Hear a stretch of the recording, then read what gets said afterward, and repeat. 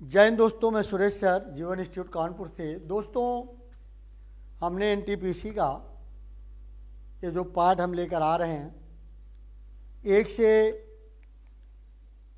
20 तक हमने भेजा था फर्स्ट वीडियो में, और हमारा सेकंड पार्ट आ रहा है। वैसे है तो चौथा पार्ट, लेकिन 20-20 करके अगर हम बात करते हैं तो चौथा पार्ट है, वैसे सेकंड पार्ट है। तो दोस्तों हम आगे बढ़ते हैं। हमारा क्वेश्चन पहला आता है चांदी का अपेक्षित घनत्व। तो दोस्तों अगर हम चांदी के अपेक्षित घनत्व की बात करते हैं तो कितना जा रहा है 10.8। तो 10.8 होगा। इसके बाद दोस्तों हम आ जाते हैं बर्नौली का प्रमेय किस संरक्षण के सिद्धांत पर कार्य करता है। तो बर्नौली का जो प्रमेय है दोस्तों किस संरक्षण के सिद्धांत पर कार्य करता है, तो ऊर्जा का संरक्षण। कि ऊर्जा का संरक्षण जाएगा पानी की बूंदों का तली पृष्ठ पर ना चिपकने का कारण क्या। तो ना चिपकने का कारण दोस्तों होता पृष्ठीय तनाव। तो पृष्ठीय तनाव आंसर होगा। इसके बाद दोस्तों हम आ जाते हैं भारतीय सेना का आदर्श वाक्य। तो भारतीय सेना का आदर्श वाक्य क्या है दोस्तों, तो पहला ऑप्शन जाएगा सर्विस बिफोर सेल्फ। तो सर्विस बिफोर सेल्फ भारतीय सेना का एक आदर्श वाक्य है। इसके बाद दोस्तों हम आ जाते हैं कि परमाणु ऊर्जा विभाग।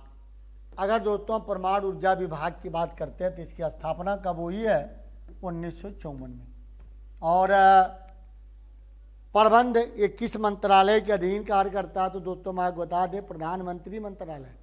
तो प्रधानमंत्री कार्यालय के अधीन कार्य करता है परमाणु ऊर्जा विभाग। Raja Ramanna centre for advance technology की स्थापना कब हुई, तो Raja Ramanna centre for technology की स्थापना ये इंदौर में की गई दोस्तों। इंदौर जाएगा, इंदौर में, और 1984 कहाँ हुई थी, इंदौर। तो इंदौर में हुई थी, ठीक है। इसके बाद दोस्तों हम आ जाते हैं निम्न में से कौन सी एंटी टैंक गाइडेड मिसाइल है। तो एंटी टैंक गाइडेड मिसाइल दोस्तों नाग है, जिसको हम लोग बोलते हैं दागो और भूल जाओ, ठीक है। दागो और भूल जाओ सिद्धांत पर आधारित है एंटी टैंक मिसाइल। तो आंसर हमारा दोस्तों जा रहा है नाग। तो नाग एंटी टैंक मिसाइल है। वेबसाइट खोलने के बाद ब्राउजर द्वारा प्रदर्शित पहले पृष्ठ को क्या कहा जाता है, तो पहले पृष्ठ को हम लोग बोलते हैं होम पेज। कोई चीज़ खोलते हैं तो पहले हमारा आता है होम पेज। तो आंसर हमारा दोस्तों जाएगा होम पेज। बिंग एक वेब सर्च इंजन है जिसका स्वामित्व संचालन किसके द्वारा किया जाता है। तो 4 ऑप्शन लिया है दोस्तों।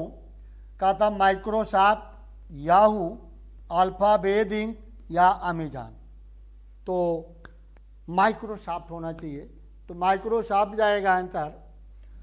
इसके बाद दोस्तों हम आ जाते हैं फायरफॉक्स वेब ब्राउज़र किसके द्वारा विकसित किया गया था। तो कहा था एप्पल द्वारा, माइक्रोसॉफ्ट द्वारा, मोजिला कॉर्पोरेशन द्वारा या गूगल द्वारा। तो दोस्तों किसके द्वारा विकसित किया गया था, तो फायरफॉक्स ये माइक्रोसॉफ्ट।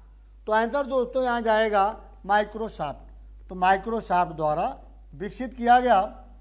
एशिया कप क्रिकेट 2023 का खिताब किसने जीता, तो एशिया कप क्रिकेट 2023 का खिताब किसने जीता दोस्तों, तो भारत ने श्रीलंका को हरा करके जीता था। तो भारत आंसर होगा दोस्तों। भारत ने श्रीलंका को हरा करके जीता, तो भारत आंसर हमारा जाएगा दोस्तों।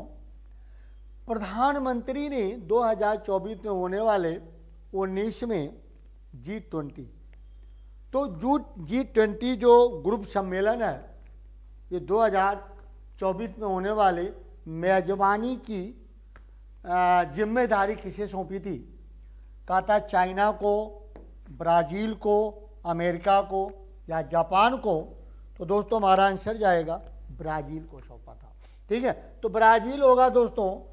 इसके बाद दोस्तों हम आ जाते हैं कि हाल ही में 64 साल बाद किसे व्यक्तिगत रूप से 1959 का रेमन मैग्सेसे पुरस्कार से सम्मानित किया गया?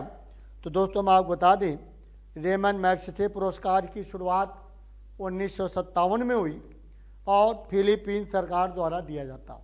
इसे एशिया का नोबेल भी कहा जाता है, रेमन मैग्सेसे पुरस्कार को। और रेमन मैग्सेसे पुरस्कार दलाई लामा को दिया गया है। 1959 के बाद मैग्सेसे पुरस्कार दलाई लामा अंतर जाएगा दोस्तों, तो दलाई लामा को दिया गया। इसके बाद दोस्तों हम आ जाते हैं, प्रधानमंत्री ने जापान के किस शहर में महात्मा गांधी की प्रतिमा का अनावरण किया? तो प्रधानमंत्री ने महात्मा गांधी के प्रतिमा का अनावरण कहाँ किया? जापान में, तो हिरोशिमा में किया। तो हिरोशिमा हमारा आंसर जाएगा दोस्तों, हिरोशिमा में किया है। इसके बाद दोस्तों हम आ जाते हैं कि किस राज्य की कांगड़ा चाय को यूरोपीय जीआई टैग दिया गया? सिक्किम, हिमाचल प्रदेश, असम और बंगाल। तो आंसर दोस्तों जाएगा हिमाचल प्रदेश। इसके बाद हम आते हैं, निम्न में से किस स्थान पर राजगोपालाचारी ने वर्ष 1930 में नमक कानून तोड़ा था? कहता है बेदराम में, तिरची में, तिरुपति में या मदुरई में। तो इन्होंने कहाँ तोड़ा था दोस्तों मैं आपको बता दें, तो आंसर हम आ जाएगा बेदाराम। ये बेदाराम दोस्तों कहाँ पड़ता है? ये बेदाराम आपका पड़ जाता है मद्रास। तो बेदाराम मद्रास में पड़ता, ठीक है।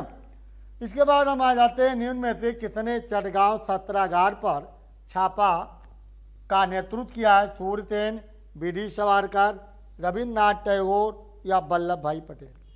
तो दोस्तों मैं आपको बता दें, यहाँ हमारा आंसर जाएगा सूर्यसेन। तो सूर्यसेन के नेतृत्व में चटगांव सत्याग्रह पर हमला किया गया दोस्तों। ये हमला कब किया गया था? 1930। तो 1930 में हमला किया गया था दोस्तों, ठीक है। इसके बाद हम आते हैं पूर्ण स्वराज। वैसे तो अगर हम किसी अधिवेशन की बात करते हैं तो देखिए, स्वराज शब्द की अगर हम बात करते हैं तो स्वराज शब्द की उत्पत्ति 1905 कांग्रेस के बनारसी अधिवेशन में गोपाल कृष्ण गोखले ने किया था। स्वराज शब्द की मांग की अगर हम बात करते हैं तो 1906 कांग्रेस के कोलकाता अधिवेशन में दादा भाई नौरोजी ने किया था। और अगर हम पूर्ण स्वराज की बात करते हैं तो 1929 लाहौर में पंडित जवाहरलाल नेहरू ने किया था। लेकिन पूर्ण स्वराज की मांग करने वाले प्रथम कार्यकर्ता, तो आंसर दोस्तों हमारा यहाँ क्या जाएगा? हसरत मोहानी जाएगा आंसर। हसरत मोहानी ने किया था। अगर अधिवेशन की बात हो तो जवाहरलाल नेहरू ने। अब हम आ जाते हैं, कानपुर षड्यंत्र आंदोलन का नेतृत्व तो किसने किया था दोस्तों?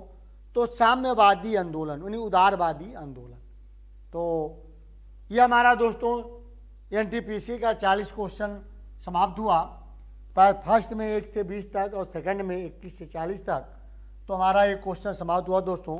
इसी तरह से हम आप लोगों को लेकर के प्रैक्टिस सेट आते रहेंगे और आप लोग जरूर अध्ययन कीजिएगा। फिर हम एक बार कहेंगे कि जरूर पढ़िएगा, इससे बाहर का क्वेश्चन नहीं मिलेगा। तो चले दोस्तों, जय हिंद, जय भारत।